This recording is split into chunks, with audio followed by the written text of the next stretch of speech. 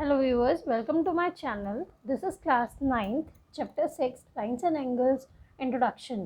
ये जो इंट्रोडक्शन है ये एक्सरसाइज 6.1 से रिलेटेड जितनी भी बेसिक कंसेप्ट हैं उसके बारे में है और ये इंट्रोडक्शन कुछ नया नहीं है, ये आपने प्रीवियस क्लासेस में ऑलरेडी सब कुछ सीख रखा है, बट मैं आपके रिवीजन को फिर से रिफ्रेश करने के लिए आपको सारी चीज़ें फिर से बताने जा रही हूँ। ठीक है, सबसे पहले बात करते हैं एक्यूट एंगल की। तो ये क्लास 6 से आप पढ़ते आ रहे हैं क्या होते हैं एक्यूट एंगल। वो सारे एंगल जिनका मेजर जो होता है वो 0 या 90 के बीच का होता है, वो सारे एंगल्स क्या कहलाते हैं, एक्यूट एंगल। ओके, यहाँ पे एक्यूट की स्पेलिंग थोड़ी सी मिस्टेक हो गई, दिस इज ACUTE। ओके, तो देखिए एक्यूट एंगल फिर से रिवाइंड करा दिया मैंने आपको। एक्यूट एंगल वो एंगल्स होते हैं जिनका मेजर कभी भी 0 से 90 के बीच में होता है। एग्जाम्पल के तौर पे 25 डिग्री, 30 डिग्री, 45 डिग्री, कोई भी एंगल जो 90 से कम होगा और 0 से बड़ा होगा वो क्या कहलाएगा, एक्यूट एंगल। बात करते हैं राइट एंगल की। आपको सबको पता है, बेसिकली सब जानते हैं, राइट एंगल वो एंगल होता है जिसका मेजर एग्जैक्टली कितना होता है, 90 डिग्री का। बात करें ऑब्ट्यूज एंगल की, तो एंगल जो कि ग्रेटर देन 90 डिग्री होता है बट लेस देन 180 होता है, वो क्या कहलाते हैं, ऑब्ट्यूज एंगल। ठीक है, एंगल जो कि क्या होगा, 90 और 180 के बीचों बीच होगा। ठीक है, तो 90 से बड़ा और 180 से छोटा, तो इन बिटवीन क्या आएंगे, 110 है, 120 है, 135। ये मैंने आपको कुछ एग्जाम्पल्स दिए हैं, सिर्फ यही नहीं है, आपको बस इतना देखना, 90 से अबव यानी 91 से लेके 179 के बीच में जितने भी एंगल्स होंगे 179 तक, वो सारे एंगल्स क्या होंगे, ऑब्ट्यूज एंगल होंगे। चलिए अब चलते हैं स्ट्रेट एंगल की तरफ। Angle that is equal to 180 या जिसका मेजर 180 होता है वो क्या होता है, स्ट्रेट एंगल होता है। ठीक है, इसके मैं डायग्राम नहीं बना रही हूँ क्योंकि आपको ये बेसिकली पता है। ठीक है, और इसका ज़्यादा यूज़ है भी नहीं, बट ये मैं आपकी सिर्फ कंसेप्ट रिवाइज कराने के लिए बता रही हूँ। चलिए अब चलते हैं रिफ्लेक्स एंगल की तरफ। रिफ्लेक्स एंगल क्या होता है, एक एंगल जो कि ग्रेटर देन 180 हो और लेस देन 360 हो, वो क्या कहलाता है, रिफ्लेक्स एंगल। मैंने इसके भी कुछ एग्जांपल आपको दिए हैं, 190, 205, 290, 310। बस आपको बस यही ध्यान रखना है क्या होगा, 180 से ज़्यादा और 360 से कम, यानी 181 से लेके 359 डिग्री तक जितने एंगल्स होंगे वो सारे क्या कहलाएंगे, रिफ्लेक्स एंगल कहलाएंगे। आप 180 नहीं लेंगे, आप 360 नहीं लेंगे, क्योंकि देखिए 180 जो होता है वो स्ट्रेट होता है, 360 कंप्लीट एंगल होता है, आपको पता है। तो इनके बीच के जो एंगल्स होंगे वो क्या होंगे, रिफ्लेक्स एंगल होंगे। चलिए अब बात करते हैं कॉम्प्लीमेंट्री एंगल की। कॉम्प्लीमेंट्री एंगल्स क्या होते हैं, वो एंगल, ऐसे दो एंगल जिनका सम हमेशा क्या होगा, 90 डिग्री होगा। ठीक है, वो क्या कहलाएंगे, कॉम्प्लीमेंट्री एंगल होंगे। इसका एग्जाम्पल मैंने ऐसे लिया है, कोई दो एंगल आप ले सकते हैं, 30 डिग्री एंड 60 डिग्री। ठीक है, सिमिलरली 20, 70, देखिए इन दोनों का सम में जब करूँ कितना आएगा, 90 डिग्री आएगा। सिमिलरली 20 + 70 डिग्री कितना होगा, 90 डिग्री होगा।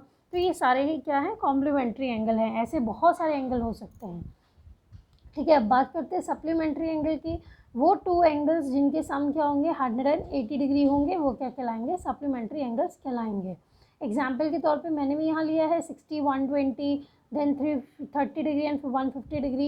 इसके अलावा भी बहुत सारे एंगल्स हो सकते हैं जिनका सम क्या हो सकता है, 180 हो सकता है, वो सारे एंगल क्या कहलाएंगे, सप्लीमेंट्री। बट मेरे कितने कितने एंगल्स होने चाहिए, ओनली 2। ठीक है, दो पेयर्स होने चाहिए, दोनों ही एंगल का सम हमेशा क्या होना चाहिए, 180 होगा, तो वो क्या कहलाएंगे, सप्लीमेंट्री एंगल कहलाएंगे। चलिए अब चलते हैं एडजेसेंट एंगल की तरफ।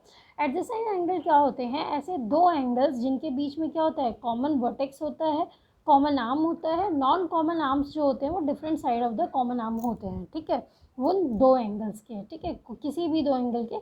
आप इसको स्टार्ट में भी लिख सकते हैं, any two angles which have a common vertex, common arm, non common arms. चलिए आपको ऐसे ही ना समझ नहीं आएगा, मैं आपको इसका डायग्राम बना के ज़्यादा अच्छे समझाती हूँ।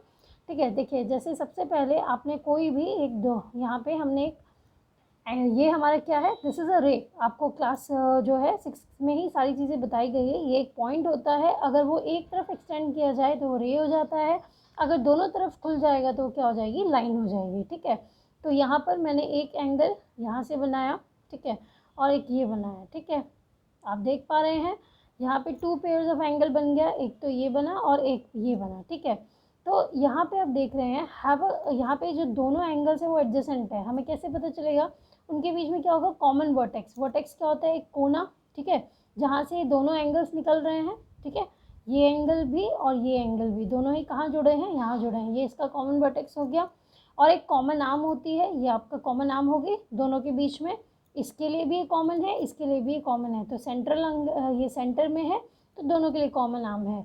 और non common arms are on different sides of the common arm. ये जो नॉन कॉमन आर्म्स हैं, एक ऊपर और एक नीचे, ये दोनों क्या होंगे, डिफरेंट साइड पे होंगे कॉमन आर्म के। ये कॉमन के डिफरेंट साइड्स पे हैं, तो ये जो दोनों एंगल्स कहलाएंगे वो क्या कहलाएंगे, एडजेसेंट एंगल कहलाएंगे। अगर मैं इसे कुछ नाम दे दूँ, ए, ओ, ये बी और ये सी, तो यहाँ पे कौन कौन से एडजेसेंट एंगल बन गए, हमारे एडजेसेंट एंगल क्या होंगे, ए ओ बी और बी ओ सी। ठीक है, ये एंगल और ये एंगल, ठीक है, ये दोनों क्या है, एडजेसेंट है। ठीक है, समझ में आ गया होगा आपको। एडजेसेंट वो एंगल्स होते हैं जिनके बीच में एक कॉमन वर्टेक्स होता है, एक कॉमन आर्म होता है, और नॉन कॉमन आर्म्स जो होते हैं वो कॉमन आर्म्स के दोनों ऑपोजिट साइड में होते हैं। ठीक है, ऑपोजिट नहीं मतलब डिफरेंट साइड्स पे होते हैं। ठीक है, यहाँ से आपको समझ में आ गया होगा अच्छे से एडजेसेंट एंगल। चलिए अब चलते हैं लीनियर पेयर ऑफ एंगल्स की तरफ। When the sum of two adjacent angle is 180 degree, अगर दो एडजेसेंट एंगल जिनका सम क्या आएगा, 180 डिग्री आएगा, तो क्या कहलाएंगे, लीनियर पेयर ऑफ एंगल्स कहलाएंगे।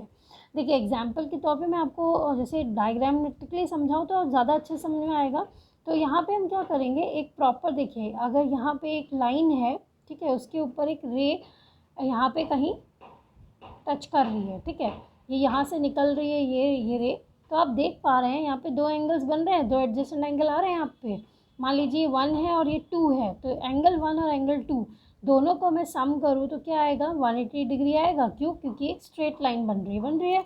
ये आपको भी पता है, ये स्ट्रेट लाइन पे जो टोटल एंगल का सम होता है कितना होता है, 180 डिग्री। तो ये जो है इन दोनों का सम हमें क्या दे रही है, 180 डिग्री दे रही है। तो ऐसे दो एंगल्स जिनका सम क्या होगा, ऐसे दो एडजेसेंट एंगल इनका सम क्या होना चाहिए, 180, तो वो क्या कहलाएंगे, लीनियर पेयर ऑफ एंगल्स कहलाएंगे।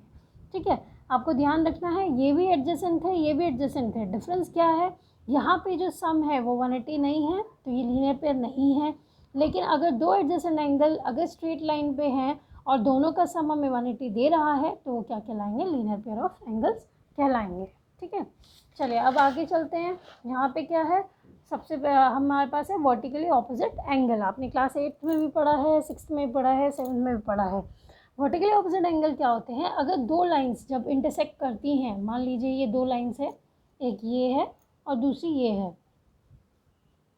ठीक है, तो ये क्या कहलाएंगे, ये वर्टिकली यहाँ पे क्या है, दो लाइंस इंटरसेक्ट हो गई, तो इन दोनों के ऑपोजिट में जो एंगल्स बनेंगे, ठीक है, ये वाले, ये 1 2 के इक्वल होगा, 3 4 के इक्वल होगा। ठीक है, when two lines intersect each other then the opposite angles form due to intersection are equal. ठीक है, ये जो इंटरसेक्शन की वजह से जो ऑपोजिट एंगल्स बनते हैं वो क्या होते हैं, आपस में इक्वल होते हैं, और वही क्या कहलाते हैं, वर्टिकली ऑपोजिट एंगल कहलाते हैं। ध्यान रखिएगा, जब दो लाइन इंटरसेक्ट करेंगी तो दो ऑपोजिट एंगल्स जो होंगे वो एक दूसरे के बराबर होंगे, वही एंगल्स क्या कहलाते हैं, वर्टिकली ऑपोजिट एंगल्स कहलाते हैं। ठीक है, चलिए अब जो है हमारे 6.1 में एक्सरसाइज 6.1 से पहले दो एग्जाम है, उसके बारे में थोड़ा समझ लेते हैं। ये चीज़ें हमने अभी पहले भी समझी थी जो लीनियर पेयर से रिलेटेड है, फिर भी मैं आपको दोबारा समझा देती हूँ।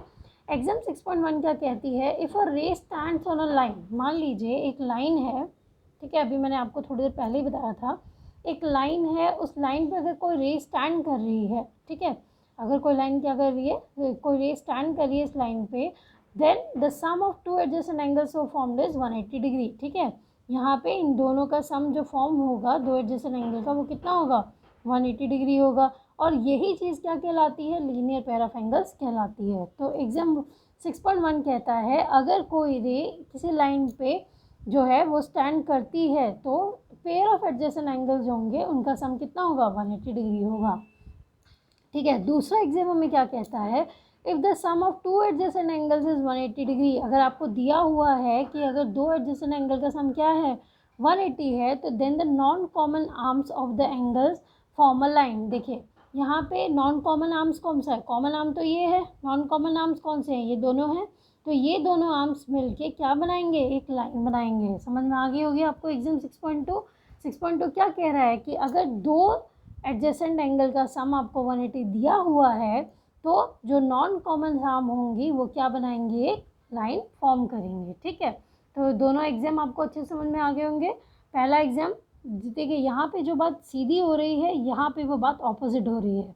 यहाँ पे इन्होंने कहा अगर दो एंगल जो होंगे उन दोनों, अगर दोनों जैसे अगर कोई रे स्टैंड करती है लाइन पे तो उन दोनों ही एडजेसेंट एंगल का सम कितना होगा, 180 होगा। यहाँ पे क्या कहा, अगर 180 होता है और कोई रे स्टैंड कर रही है तो नॉन एंगल जो कॉमन आर्म्स होंगे वो क्या बनाएंगे, एक लाइन बनाएगी। ठीक है, तो उम्मीद करती हूँ आपको अच्छे से समझ में आया होगा इंट्रोडक्शन।